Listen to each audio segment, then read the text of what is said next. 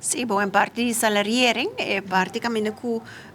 seguro para nós é importante o plafond em verdade está 38 caminho que bueno cresce mais den o salário, não é um ponto de discussão importante den é parte de reestruturering o persona tá bisa que nós não vai inventar e will tá o rapport tá o ting a ser laga atrás, pero entretanto tá o aya tá passa que men bo me se queda evaluar que gota é melhor choice bota haya a trobe e grupo não tá cambia não é e dinâmica tá cambia de enquanto docente tá isso não gota start isso não gotin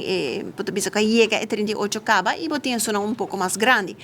seguro tour é ponto não aqui tá vai ser evaluar e nós compreender que não tá trabalhando bastante pode bisa intensivo arriba é tópico aqui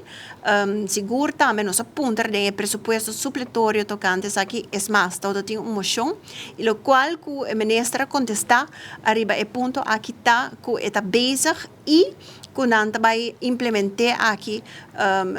dus não tenho alocar fundo para começar a implementar pero a maneira que não vai implementar é sei nós está guardando no momento não aqui para nós quer também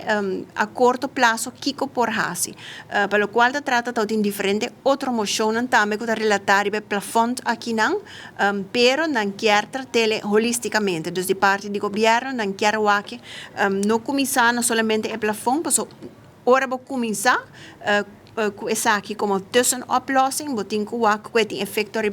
e outro não também. Que men nos está dando espaço para o tópico aqui e nos lo sigue e minha pessoa também seguro que sim, tocante a parte de reestruturering de salário.